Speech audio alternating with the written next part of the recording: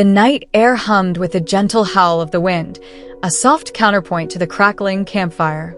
Fireflies, tiny stars fallen to earth, pulse their gentle light in the dark forest.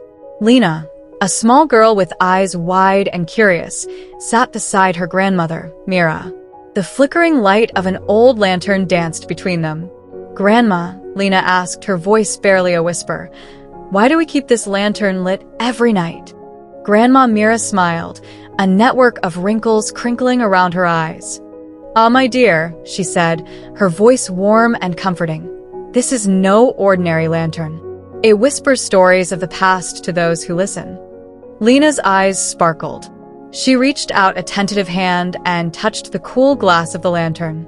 Suddenly, the flame within flickered wildly, casting dancing shadows on the surrounding trees. A voice, ancient and mysterious, seemed to emanate from the lantern itself. "A long time ago," it whispered, "a child like you got lost in the forest." The flames swirled, and a vision bloomed in their heart. A small boy, lost and alone among the trees, his face etched with fear. "Who was he?" Lina gasped, her heart pounding in her chest. "He was brave," the lantern whispered, "but trapped by shadows, until a kind light guided him home." The vision shifted. Now, a single, glowing firefly danced through the trees, leading the boy to safety. Grandma Mira nodded. "That firefly's light was a promise," she explained. "Now, this lantern holds that magic." Lina's brow furrowed. What happens if the lantern goes out? Just then, a gust of wind swept through the clearing, and the lantern's flame dipped dangerously low. The shadows around them stretched and contorted, morphing into grotesque shapes that seemed to reach out from the darkness.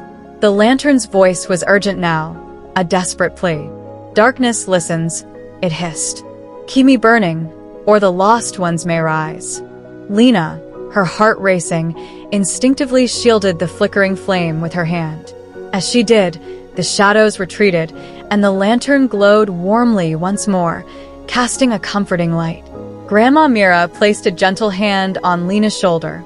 "Now you know, Lina," she said softly. "Light is more than brightness. It is safety. It is guidance."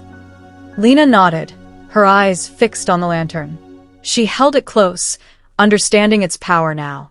The camera pulled back, showing the fireflies dancing in the peaceful forest, their lights echoing the lantern's glow.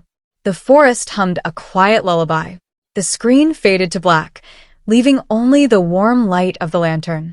A narrator's voice spoke, soft and thoughtful. "Sometimes," it said, "light is more than just a flame. It's a whisper of hope in the darkness."